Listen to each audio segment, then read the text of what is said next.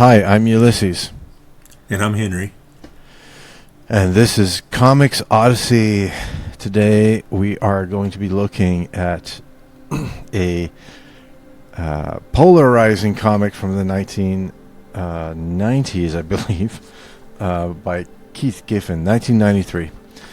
Before we get started, please like, comment, subscribe, do all the internety things.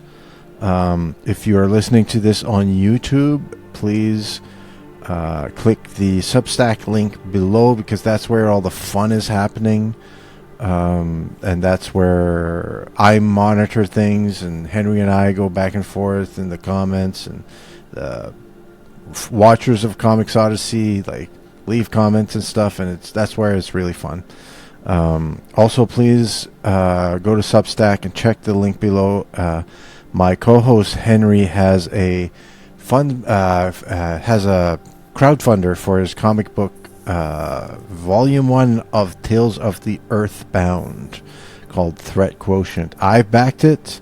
I've got the deluxe edition of the Juggernaut cover, which I felt was the best cover. There's still some left, so go check those links out so that we can get this comic funded and we can have the joy of having it in our hands to read it very soon. Righto. So let's dive right in. Trencher by Keith Giffen. Now, I like to once in a while subject my friends to this comic, because you never know who's gonna love it and who's gonna hate it, and it really is kind of one of those things. So we're gonna find out if Henry loves it and hates it, or hates it. Maybe he's both. Maybe he loves to hate it. 1993, Image Comics. This is like peak speculator boom. It's the bubbles just like maybe bursting or starting to burst. Image Comics, this is would be like wave 2, I believe, of Image Comics. So Jim Lee, Rob Liefeld, all those guys launched their books at Image, and it was a big huge hit. And then they subsequently, there was delays in publishing, and it didn't, there was some rumblings about people being frustrated maybe, and then it started settling, and Keith Giffen, who was a mainstay of comics at that point, went to Image to do this book, Trencher.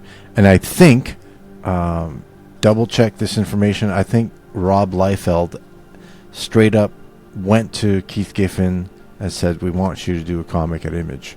So he was headhunted.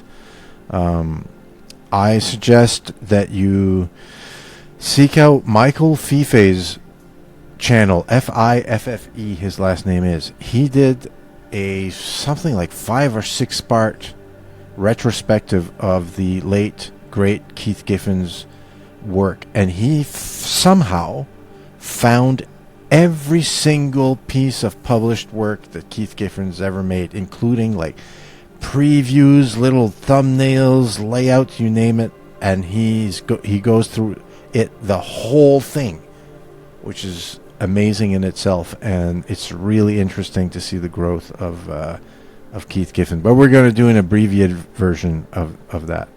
Okay, the big reveal. Henry, you took a look at this. Just what was your first impression when you looked at this? Frankly, my first impression was, what the hell am I looking at? Yeah, so a little side anecdote is when my debut novel came out, I designed the cover myself, and my Photoshop skills were very rudimentary. They still are, but they were even worse then. But I used comic book colors on my cover, not having it not having sunk into my thick skull yet, that most people find those offensive. And Winston Crutchfield, he was a great stand-up guy. He's still around. He had a podcast then, and I think he's doing book talks now. But he interviewed me on his show, and afterwards we talked a little bit, and he like kind of pulled me aside and said, "Why?" He said, "Your cover needs to be changed." And I was like, "Why?" He said, "Because you never want to have people look at it and think of scab and puke." And when I look at this cover, that's immediately, it looks like someone threw up. And this coming from a guy who has no problem with, loud colors. Yeah, so one thing, the coloring, people do comment on that. It was early era of digital coloring, and people were very excited about it. So it's here on display. As far as coloring goes, I think they did a pretty good job, because this is not easy line work to color. Go find online. You can go to Comic Art Fans, and you can find the line art, just a black and white line art of this, and it's like one of those Where's Waldo or something like that, like where you gotta really put it together, the image. So I remember when I said, like, let's do this, and you said, I don't know what I'm gonna have to say about this. I'm like, I said, you know what, this is not a comic book that people come to because they're looking for an amazing story. This is just a thing to look at, more or less. That's how I see it. Yeah, I believe that. There is a story. It's about the character Trencher. He's a repo man for the afterlife. So people that were reincarnated but weren't supposed to, he comes back and comes to get them. So this is him coming from somewhere in the heavens or something. So he repossesses their body. Is it? Yeah, or their soul? Exactly. Okay. Yeah, he comes by and kills them. It's like, you're not supposed to be alive, so I'm here to kill you. Okay. Yeah, and this is the first few pages is just him getting vomited onto the surface of our Earth. Yeah, I cannot tell what's going on. I guess I could infer several different things, and most of them I'm sure are wrong, but I just don't. Well, his head is here. All right. Okay. Well, that one, yeah, it's more clear on that page. Yeah. So his shoulders come down like this, and he's holding a big gun. That's more or less the hit. This one's a bit clearer because the background's not competing with it as much. Right. Yeah. Okay. Profile of him shooting.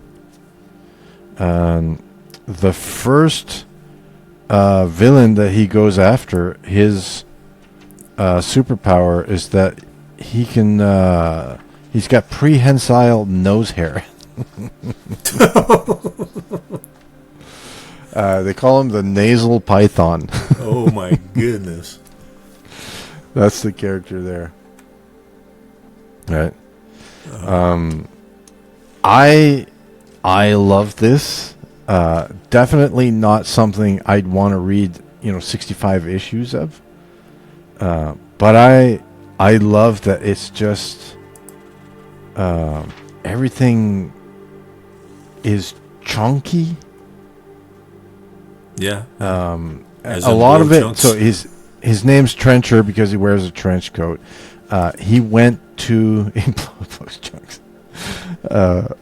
He went to Image, and I feel like Keith Giffen's always poking fun. Like, a lot of times he pokes fun at the comics industry, and this was a poking fun at the excess of the 90s. The Rob Liefeld with the million pouches, right? Okay. So he's just like, okay, I'm going to, because it was known as the extreme art style, make it more extreme. He's like, well, I'll make it more, I'll out extreme these guys, right? And I kind of feel like that's a little bit what's going on here. And there's all sorts of gags. If you see this one, Trencher's naked. and there's a little sign in front of his peepee. Says "Sorry, gals." You don't get to see, right? Oh wow. For me, here's one like where he's puking. This is a villain that has like super puke powers. Wow. Yeah, I would say it's a parody of comic books. Yeah. He does that a lot.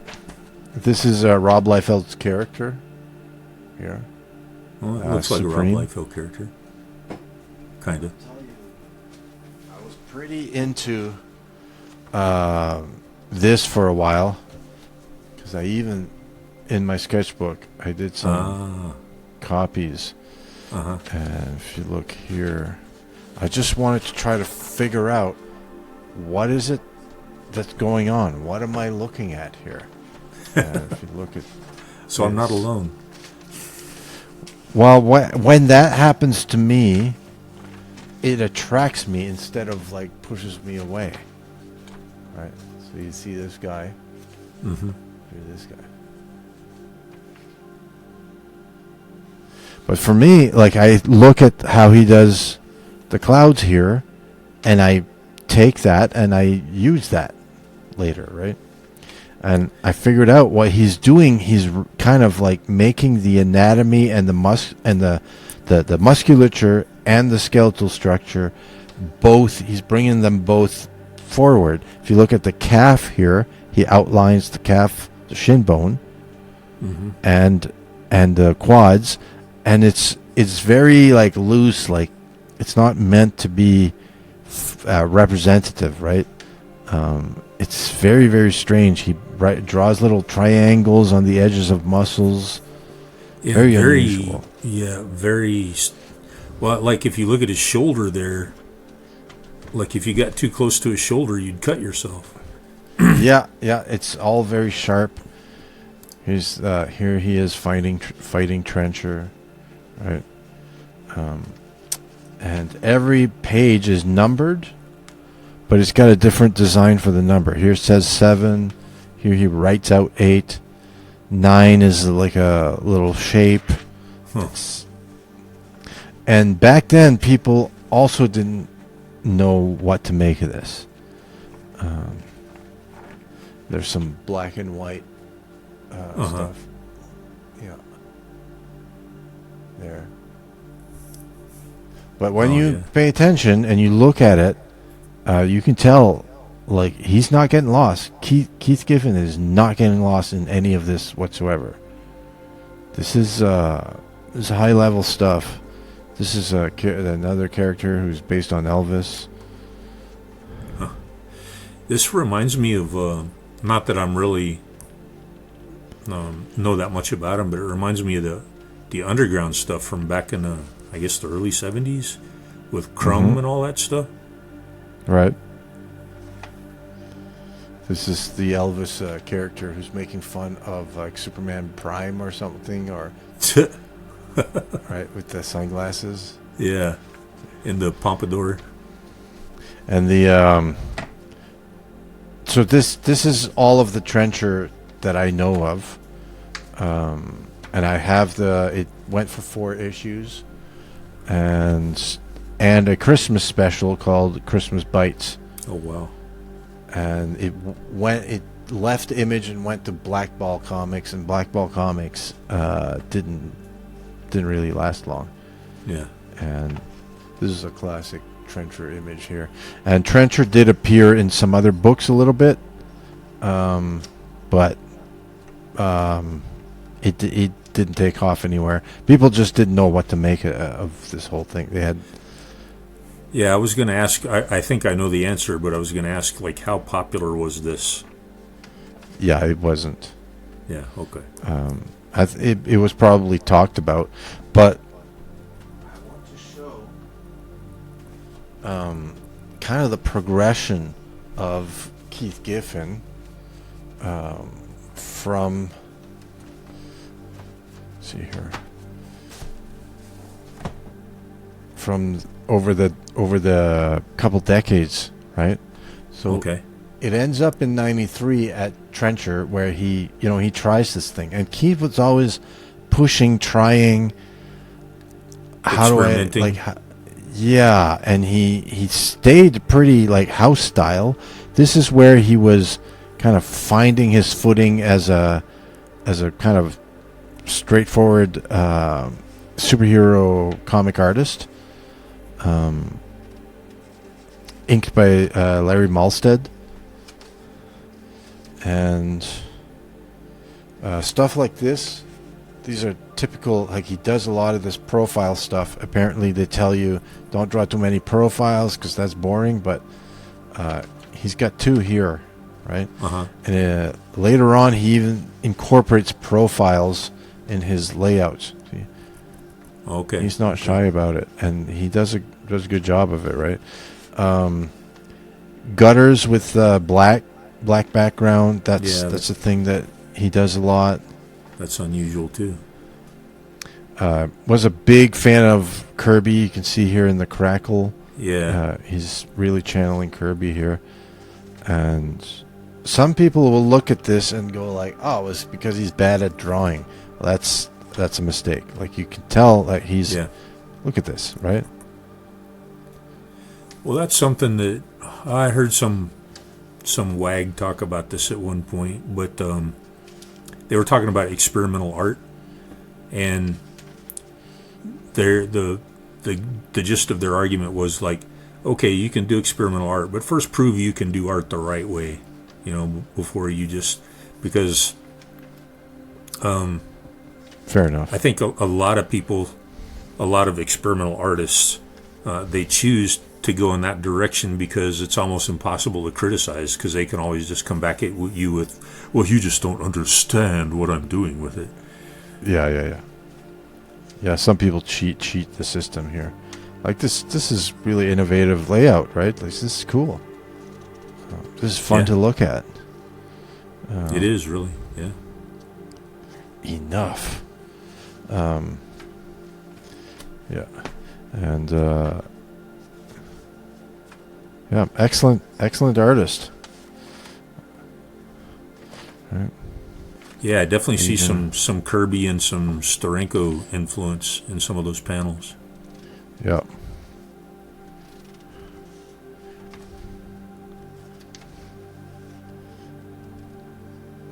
This is a good dark side here. This is the Great Darkness Saga, which was a kind of a big Legion of Superheroes story. Mm-hmm. Legion's the only title that I collect for the sake of collecting.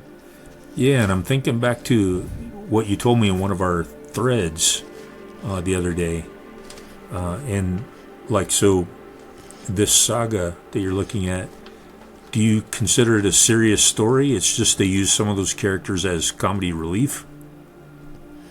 You were talking about like Matter Eater Lad and Bouncing Boy. Blue Yeah, those Boy, characters. Those guys, or whoever. Whatever Yeah, those characters were always. They were never the main show. Bouncing Boy was a mainstay character in the main Legion of Superheroes in the Silver Age. Okay. It was always it's just supposed to be kind of kooky, a kid's thing. Well, he bounces around, right? Like, okay, yeah. But what was interesting is when Keith left the Legion of Superheroes. Once again, go watch Michael Fife's in-depth coverage of Keith Giffen's career. He left Legion of Superheroes and he came back with a passion. He said he always liked the Legion of Superheroes, and he decided that he would come back and redo the Legion of Superheroes in the 80s, and he would age them up. The Legion of Superheroes were the reason they're called a Bouncing Boy and Matter Eater Lad and Solar Boy is because they were kids, right? They were teenagers in the year 3000, basically. And Lightning Lad and Yeah. lightning laughs. But here it's called the 5 years later. So we come back to all these characters once they're adults, right? And so we see Solar Boy here, right? You see all these, the Emerald Empress, a lot of the villains here, Chameleon Boy, but they're grown up, and as you can see here, the style that he's developed is still recognizable as Keith Giffen, but the mark making has changed quite a bit, and the way he draws his backgrounds and his layouts have matured, and this is strong Keith Giffen here. Wow, and he's got that 9-panel grid that he's sticking to pretty regularly there. Yeah. He more or less stays with it the whole time, unless he's not drawing it. And there were some issues where he's not involved because he kind of quit and came back.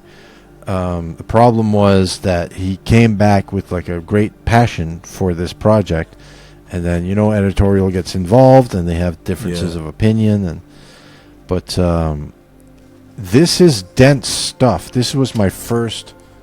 I found some of these issues might even be like these actual issues in a thrift store. I liked how they looked, and I picked them up, and I read like an issue 4 or something, and I was like, there's more story in here than in like 12 issues of a regular comic that's on the stands now. And that's how you got hooked on the Legion of Superheroes. Even if I didn't understand really what was going on, I was like, I gotta seek out this thing, and it got me hooked as a grown up, as an adult. How about that? Look at that. That is nice, yeah. Yeah. And we start to see like he does the Kirby crackle, but he's starting to give like more his own spin on it. And he's got a continuity between the frames there, between the panels. Yeah. Well, obviously it's a comic book, but I mean, contiguous image where the... See, these aren't kids anymore here.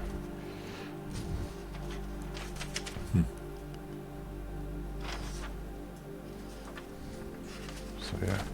So how long did this 5 years later continuity go on for? It went for something like about 40 issues. Oh, okay, that's significant. Yeah, something like that.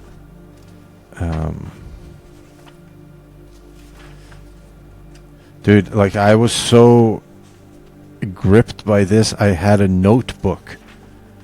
Oh, wow. While I was reading this, and I was trying to remember because they don't use their alternative names, they use their civilian names. Okay. So if you're not familiar with who they are, it's easy to get lost, Yeah.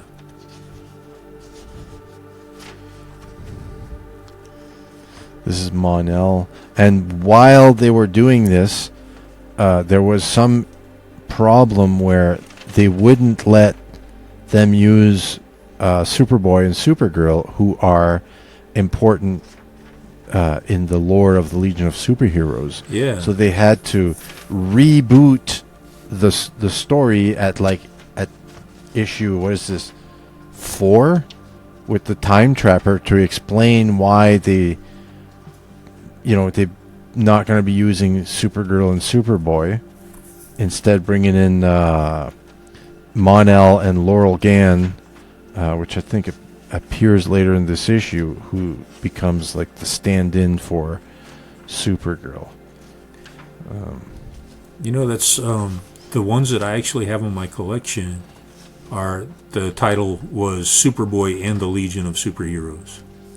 Yeah, so it started like that. It started, the Legion of Superheroes was appearing in I think this is so cool, like all of a sudden it goes back into like a science fiction medieval time period. Yeah. It's just it's so trippy. The Legion appeared in Superboy comics. They were just superheroes from the future.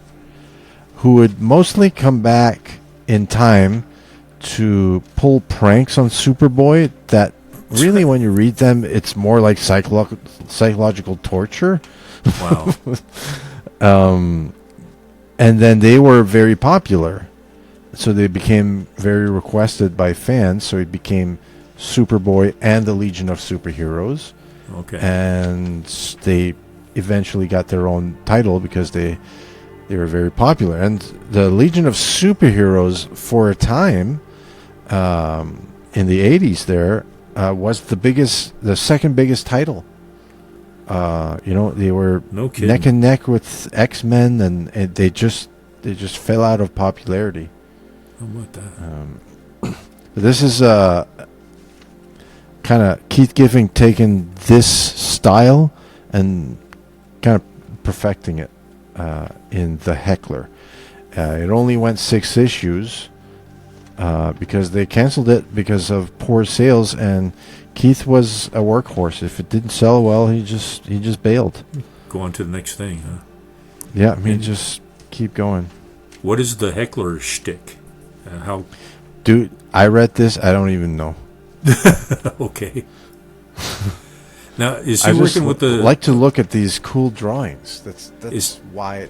This is why you read this, right? Look at this. Look at that. Yeah. That's interesting to look at. Yeah. You know. Sorry, you were asking. Is he writing his own comics, writing and illustrating, or does he work? Yeah, with he does. I didn't bring him out, but Keith has always been like a consummate professional. He wrote stuff in Legion of Superheroes. He was plotting, and he got the Beer Bomb team to do dialogue and help him with the stories. Okay. He was the whole package. And by all accounts, he was a team player. Like, he would just take jobs and look at this. Like, he's playing with the form here. He's got this character. What's going on here? Like, instead of drawing it out, it becomes text. Yeah. I am expressing pleasure. This is a beautiful painting I have just painted. Smile. Right? He's always doing some kind of experiment, right? Yeah. Look, bemused, right? That's a character. So he's always really trying unusual things. to find that in a mainstream comic. Well, I guess it's not mainstream, is it? Well, it's DC Comics. Yeah. And they were behind this as if it was like just this big deal. Look. Dead. Huh. That's the character. He's not like a regular person, right? He's some kind of like abstracted thing.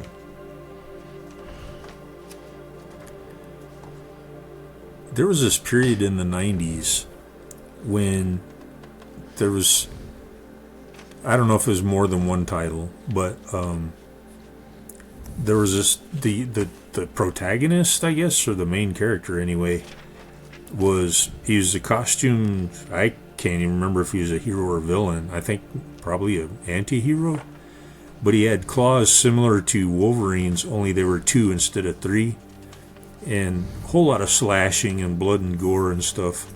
And I guess they were somewhat popular, but I tried reading them and I just didn't know, like, the style that they presented the story was just, to this day I don't know what they were about other than blood and gore.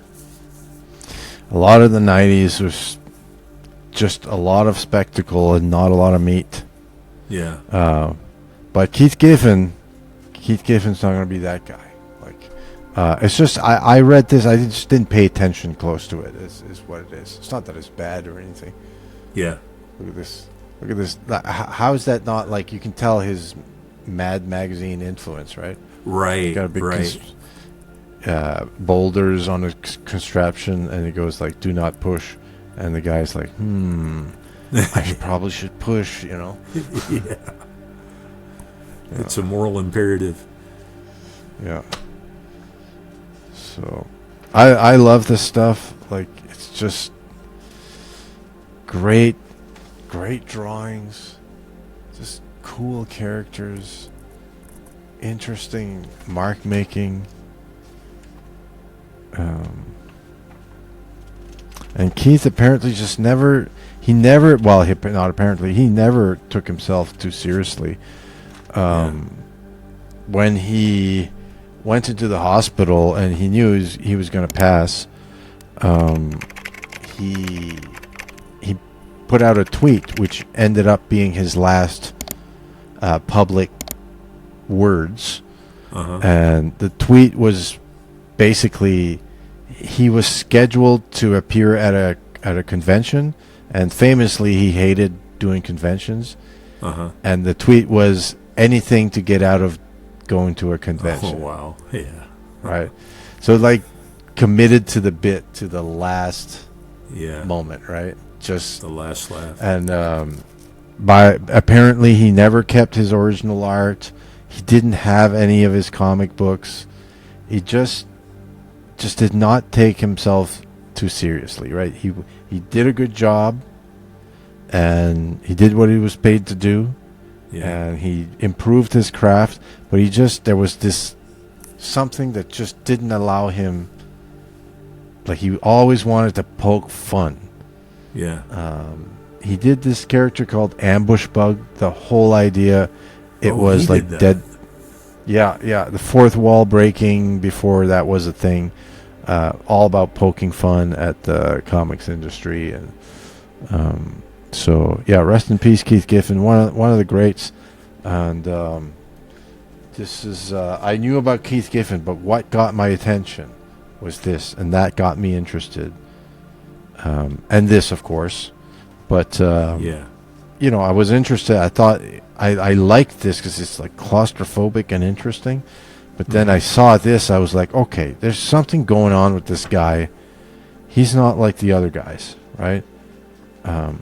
Just love it or hate it, he's trying. Look at this.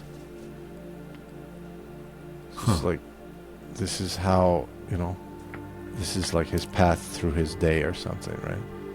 This is comics doing things that comics can do that no other medium can, right? Right, yeah, for sure. And you need these rogue guys who are going to go out there and show us what's possible.